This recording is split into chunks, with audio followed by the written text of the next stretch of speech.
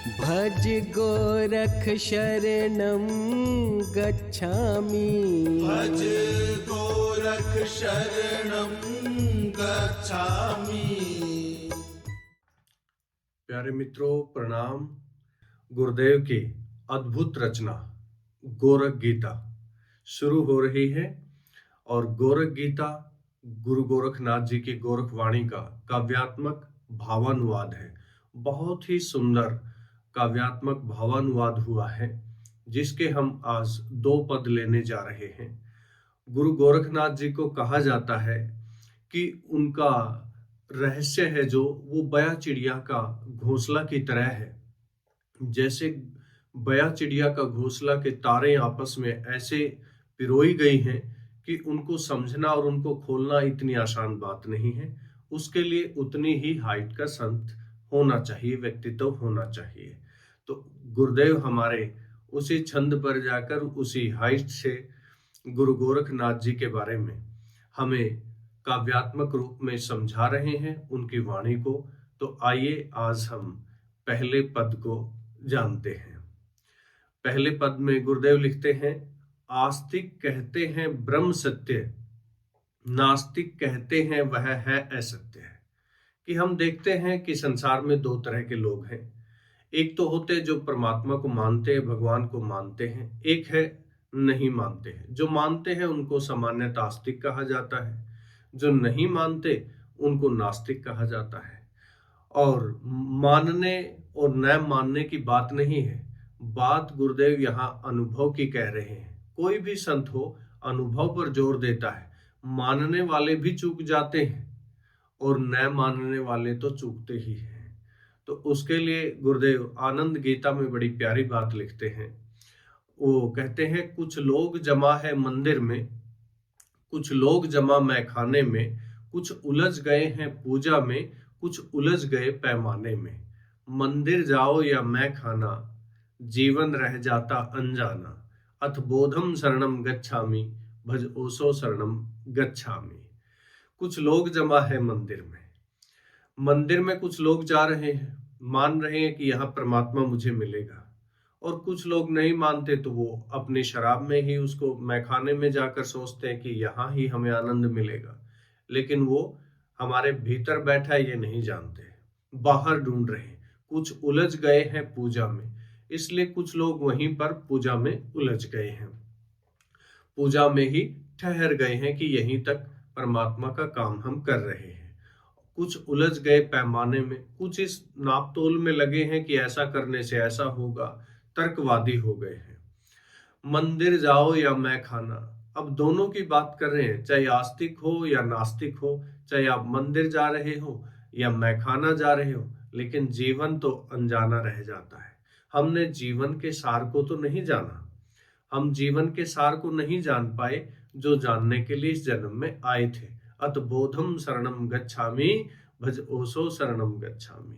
इसलिए आइए बोध की शरण में चलते हैं। बोध का अर्थ है कि होश की यात्रा पर चलते हैं, और ये होश गुरु देता है। जिसको अनुभव है, जिसको पता है, वही हमें ये रास्ता बता सकता है। भज ओसो शरणम गच्छामि। इसके लिए कबीरदास जी कहते हैं, आस्तिक कहे ब्रह्म ही सत्य, नास्तिक कहे न मान। दो लड़े अज्ञान में, सत्य न जाने जान। कबीरदास जी बड़ी प्यारी बात कह रहे हैं। वो कह रहे हैं कि आस्तिक कहता है कि ब्रह्म ही सत्य है, ब्रह्म ही सत्य है, क्योंकि वो मानता है, परमात्मा को मान रहा है कि यही है सत्य है, लेकिन बेशक जाने ना, लेकिन वो भी लड़ता है। और जो नहीं जानता वो तो लड़ता ही है, जो तर्क करता है वो तो लड़ेगा ही। नास्तिक कहे न मान, वो कह रहा है क्यों माने हम इसको, हम नहीं मानेंगे। दो लड़े अज्ञान में, दोनों अज्ञान में है।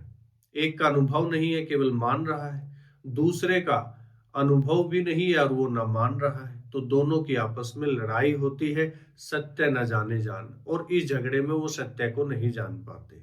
सत्य को जानने के लिए तो किसी सत्य को जानने वाले संत के पास, उनके चरणों में बैठना होगा। आगे रहीम जी कहते हैं, ब्रह्म कहो या सत्य कहो, अंतर नहीं कुछ और।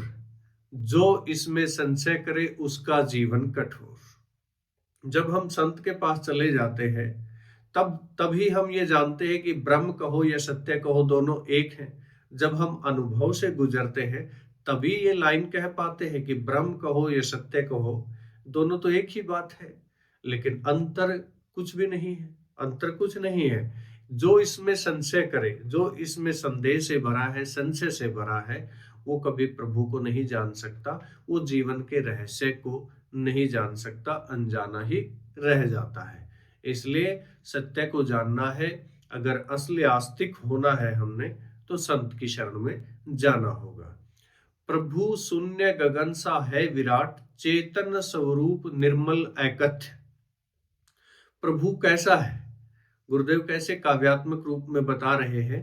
प्रभु शून्य गगन सा है विराट, चेतन स्वरूप निर्मल एकथ्य।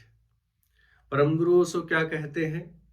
जिसने आकाश की जीवंतता को जान लिया, उसकी चैतन्यता को जान लिया, समझो उसने परमात्मा को जान लिया।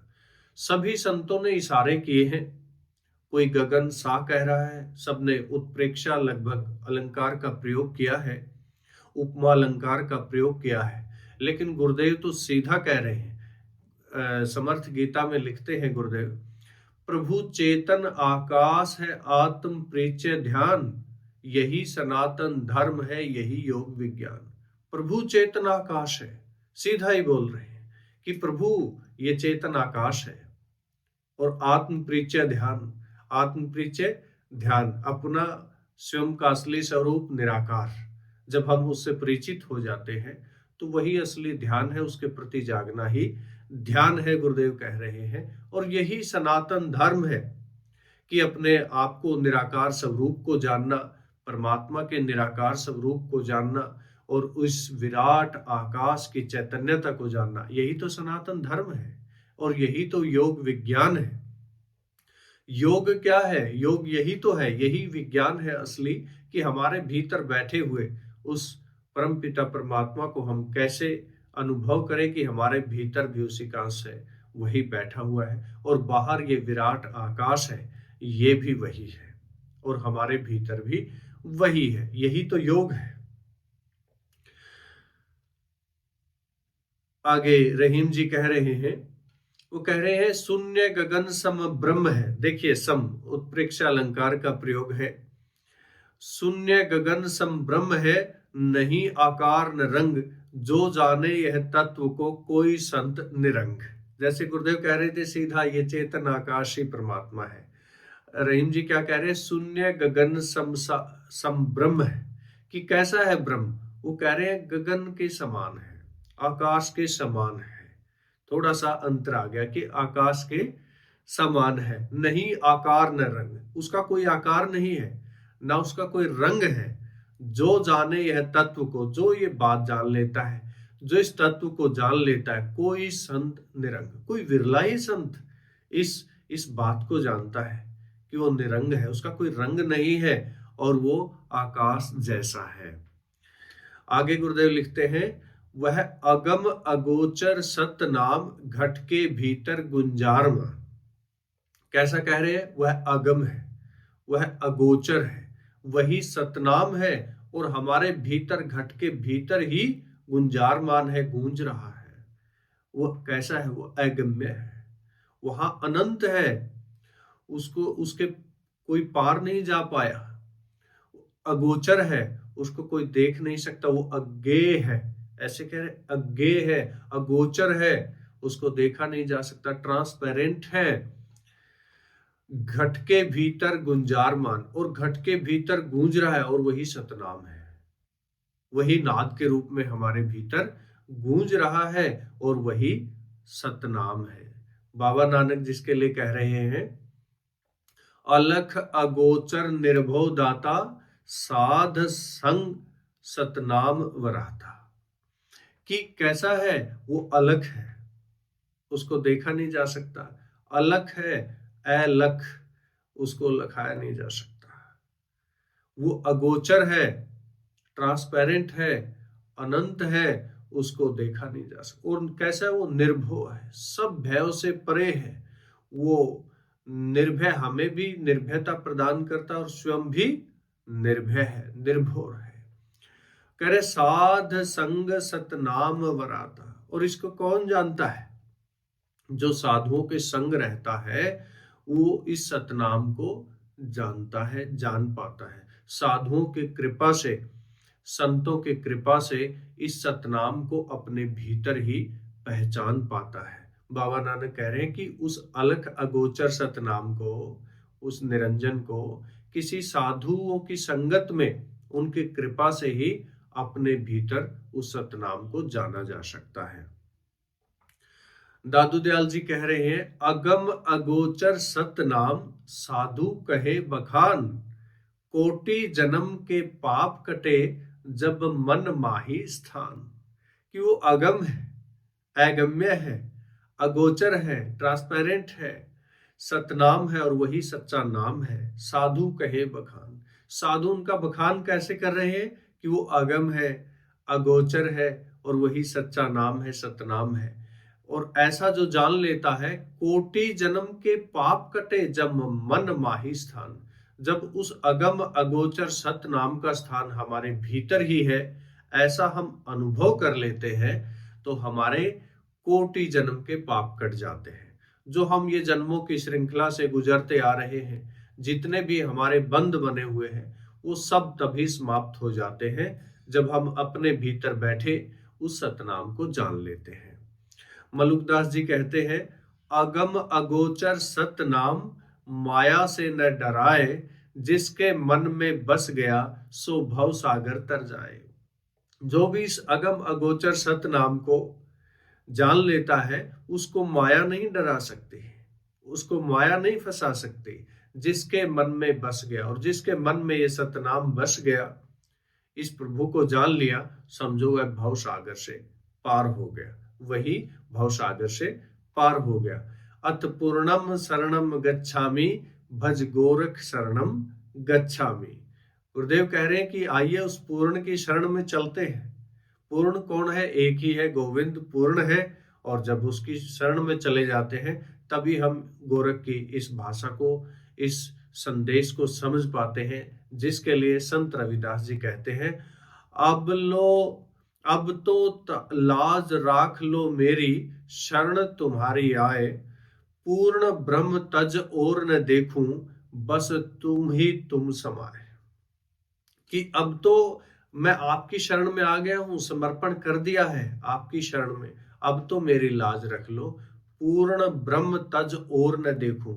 मैं इस पूर्ण ब्रह्म के सिवा और किसी को नहीं देखूं। सबको छोड़ दिया, एक पूर्ण ब्रह्म को ही मैंने पा लिया है, बस तुम ही तुम समाए। अब तो भीतर और बाहर तुम ही समाये हुए हो, बाकी सब अपने आप छूट गया है जब से आप भीतर समाये हो। तो पहले पद को यही विराम देते हैं, दूसरे पद की ओर चलते हैं। दूसरे पद में लिखते हैं गुरुदेव, प्रभु अलख निरंजन निराकार, ऐसे अदृष्ट का कर विचार।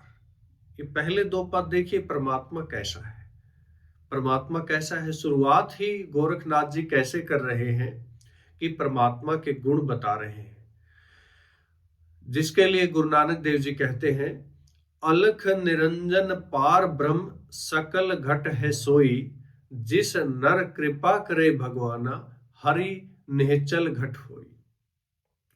अलख निरंजन निराकार, ऐसे अदृष्ट का कर विचार कि प्रभु कैसा है, अलख है, निरंजन है, उसका कोई रंग नहीं है, वो निराकार है, निराकार स्वरूप है, और वो अदृष्ट है क्योंकि वो दिखाई नहीं देता, उसको ऐसे देख नहीं सकते, उसके लिए तीसरी आंख की जरूरत होती है, इन आंखों से नहीं देख सकते, और वो तीसरी आंख गुरु देते हैं, संत देते हैं, जिनके पहले खुल चुके हैं वही हमारी आंखें खोल सकते हैं। इसलिए तो सारे संतों का जोर है कि जिसको अपनी ये आंखें बंद करनी आ गई, वही दुनिया की आंखें खोल सकता है। जिसकी आंखें खुल गई है वही बता रहे हैं कि वो अलग है, निरंजन है, निराकार है। जिस नर कृपा करे भगवाना, हरि निहचल घट सोई।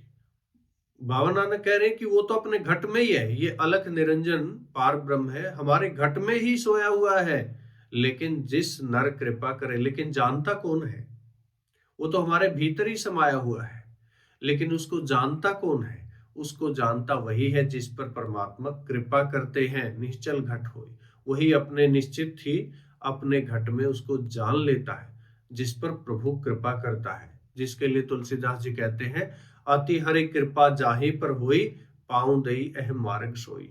इस पर केवल वही चल सकता है, सभी के बस की बात नहीं है। जिस पर गोविंद की कृपा हो गई है, वही इस मार्ग पर चल सकता है। इसके लिए दादू दयाल जी कहते हैं, अलख पुरुष जो निरंजन न्यारा, सब घट में वह बसत हमारा। उसको जाने सो जन कोई, गुरु कृपा से बूझे सोई। बड़ी प्यारी बात कह रहे हैं कि जो अलख पुरुष है, जो पुरुष एक ही है, परमात्मा है, और जो निरंजन है, जो जिसका कोई रंग नहीं है, वो सबसे न्यारा है, वो सबसे न्यारा है। सब घट में वह बसत हमारा। और जितने भी घट आपको दिखाई दे रहे हैं, हर घट में वही बैठा हुआ है, वही भीतर बस रहा है।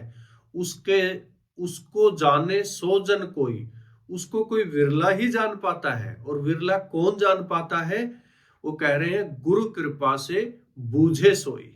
जो गुरु कृपा से बूझे सोई, जिस पर गुरु कृपा हो जाती है, गुरु कहे अनुसार चलता है, वो अपने घट के भीतर ही उस परमात्मा को जान लेता है। जिसके लिए मलुकदास जी कहते हैं, अलख पुरुष निर्गुण स्वरूपा, नहीं आकार नहीं कोई रूपा। कि परमात्मा कैसा है? वो तो अलख पुरुष है, वो तो निर्गुण है, निर्गुण स्वरूप है, निराकार है, नहीं आकार नहीं कोई रूप। उनका कोई रूप नहीं है, कोई आकार नहीं है, वो निराकार रूप में हमारे भीतर बैठा हुआ है, और उसको गुरु कृपा से ही जाना जा सकता है। और आगे गुरुदेव लिखते हैं, कुंडलिनी शक्ति जागृत कर ले जाओ उसको सहस्त्रार। गुरु गोरखनाथ जी का 3 चीजों पर बड़ा जोर है। पहला है संयम। संयम रहनी भी बोलते हैं कि जब हम संयमित होकर अपनी, दूसरा है ऊर्जा। ऊर्जा को हम जब अपने नीचे के चक्रों से हम सहस्त्रार पर, ऊर्जा बिंदु पर ले जाते हैं, इस पर सबसे ज्यादा जोर है कि अपनी कुंडलनी को, शक्ति को जागृत करना है, ऊर्जा बिंदु पर ले जाना है। और जब हमारी ऊर्जा वहां पहुंच जाती है, तो हम गोविंद के दर्शन करते हैं, हमारी आत्मा के दर्शन करते हैं। फिर गोरखनाथ जी कहते हैं कि फिर आप सुमरिन का मजा लो। तीसरी चीज कहते हैं सुमरिन। फिर जब हमारी कुंडलनी जागृत हो जाती है, हम प्रभु के द्वार पर पहुंच जाते हैं, तो फिर उनकी याद में, भक्ति में जिए, सुमरिन में जिए। तो गुरुदेव लिखते हैं, कुंडलिनी शक्ति जागृत कर ले जाओ उसको सहस्त्रार। कि उसको जागृत करके हमें कहाँ ले जाना है? सहस्त्रार पर ले जाना है। जिसके लिए दादू दयाल जी कहते हैं, गगन चढ़े जब शक्ति हमारी, सहस्त्र दल में होए प्रकाश। वहां मिले सदगुरु प्यारे, सब तम होए विनाश। कहते हैं कि जब हमारी कुंडलनी शक्ति है, जो ये कुंडलनी शक्ति हमारी जागृत होती है, हम उसको विशेष विधि से, गुरु हमें विधि बताते हैं, उस विधि से हम जब अपनी कुंडलनी शक्ति को जागृत कर सहस्त्रार पर ले जाते हैं, सहस्त्र दल में होए प्रकाश, तब हमें वहां नूर दिखाई देता है, प्रकाश होता है, परमात्मा का नूर हमें दिखाई देता है। वहां मिले सदगुरु प्यारे, वहां पर हमें सदगुरु बता रहे। मिले का अर्थ यहाँ पर है कि वहां गुरुदेव हमें, सदगुरु हमें बता रहे हैं, क्या बता रहे हैं? सब तम होए विनाश। वहां सारे जो हमारे भीतर तम है, यानी कि जो भी अंधेरा है, वो समाप्त हो जाता है। कोई विकार है, कोई विषय है, सब विचार है, सब समाप्त हो जाते हैं, और वहां केवल नूर दिखाई देने लगता है। जिसके लिए संत रविदास जी कहते हैं, ऊर्ध्व चढ़ाओ कुंडलिनी, मिले जब ब्रह्म समान, सहस्त्र कमल का द्वार खुले, होए प्रकाश महान। कि जब भी हम अपनी कुंडलिनी को ऊपर चढ़ाते हैं, ऊर्जा को ऊपर ले जाते हैं, तब हमें क्या है? मिले जब ब्रह्म समान। ब्रह्म अपने भीतर ही परमात्मा को हमें दर्शन होते हैं, परमात्मा में हम मिल जाते हैं। सहस्त्र कमल का द्वार खुले, और यहाँ पर हजारों पंखुड़ियों वाला कमल, जहाँ जिनको आत्मकण कहते हैं, समर्थ गुरु हमें समझाते हैं जब हम प्रयोग में उतरते हैं कि हमारे भीतर जब हम अपने अंतर आकाश में आत्मकणों को देखते हैं तो वो जो पंखुड़ियां है वो सहस्त्र दल कमल की पंखुड़ियां हैं कि वो खुलने लगती हैं, वो दिखने लगती हैं, अनुभव होने लगता है होए प्रकाश महान, और वहां हमें नूर जगमगाता हुआ दिखाई देता है। परमात्मा का, हमारी आत्मा का आलोक दिखाई देता है। हंसा विचरो निर्मल जल में, पहुंचो घट मान सरोवर में। आगे गुरुदेव कह रहे हैं कि हंसा विचरो निर्मल जल में, इसलिए आप हे हंस निर्मल जल में विचरण करो ताकि आप अपने मान सरोवर में पहुंच सको, मान सरोवर के घाट पर पहुंच सको, बैकुंठ में पहुंच सको, जिसके लिए समर्थ गुरु समर्थ गीता में लिखते हैं, भीतर पुलकित आत्मा बाहर गोविंद राय, मान सरोवर वास कर हंसा प्यासा जाए। कि भीतर पुलकित आत्मा, हमारी आत्मा पुलकित है, आनंदित है, हमारी आत्मा भीतर हमारे आनंदित है, और बाहर गोविंद फैला हुआ है। बाहर गोविंद का ये आकाश, गोविंद आकाश रूप में हमारे चारों ओर हमें घेरे हुए है। तो बाहर गोविंद का आनंद चल रहा है, रास चल रहा है, भीतर हमारी आत्मा आनंदित है। तो मान सरोवर वास कर, यही तो मान सरोवर, यही तो भीतर हमारे भीतर बैकुंठ है। इस बैकुंठ में जब हम विश्राम करते हैं तो यहाँ कोई हंस प्यासा नहीं जाता, और जो यहाँ नहीं पहुंच पाता वो हर व्यक्ति प्यासा रह जाता है। यहाँ पहुंचकर ही हमारी प्यास बुझती है, जिसके लिए दादू दयाल जी कहते हैं, हंसा चलो निर्मल सरोवर जहां अमृत जल छाए, जो कोई उस घट में पहुंचे सो परम पद पाए। दादू दयाल जी कह रहे हैं कि उस निर्मल सरोवर में चलो, उस अंतराकाश में चलो, हमारी आत्मा में की ओर आगे बढ़ो जहां अमृत जल छाए, जहां पर अमृत जल है, जहां पर अमृत तत्व की बात हो रही है, जो कभी न मरने वाला तत्व है उसकी बात हो रही है। कि जब हम उस निर्मल जल में चलते हैं, उस मानसरोवर में पहुंच जाते हैं, बैकुंठ में पहुंच जाते हैं, हमारे अंतर आकाश में ठहर जाते हैं, तो वहीं पर अमृत तत्व है। और उस अमृत तत्व को जान लेता है जो कोई उस घट में पहुंचे, जो वहां पहुंच जाता है, सो परम पद पाए, वही परम पद में प्रवेश कर जाता है। वही जानता है कि भीतर और बाहर वही है, उस अखंड परमानंद में प्रवेश कर जाता है, और वही परम पद की अवस्था में जीने लगता है। कुंडलिनी शरणम गच्छामि, भज गोरख शरणम गच्छामि। इसलिए अपनी कुंडलिनी शक्ति को जागृत करें, गुरु की बताई हुई विधि के अनुसार आप प्रयास करें, और अपनी ऊर्जा को, जो शारीरिक ऊर्जा है, हमारी प्राणिक ऊर्जा है, हमारी मानसिक ऊर्जा है, ये तीनों, ये सारी ऊर्जाएं मिलकर क्या है, हमारी कुंडलिनी ऊर्जा बनाते हैं, जो हम मूलाधार चक्र पर है, जिसको सहस्त्रार पर हमें ले जाना है। और गुरु जब बताते हैं विधि, जैसे आप समर्थ गुरु धाम में करते हैं, कुंडलिनी शक्ति का प्रयोग करते हैं, कुंडलिनी प्रज्ञा में, कुंडलिनी शक्ति में, तो वहां पर गुरुदेव बता रहे हैं कि किन किन विधियों से हम अपनी कुंडलिनी को जागृत कर सकते हैं और कैसे सहस्त्रार पर ठहरा सकते हैं उस ऊर्जा को।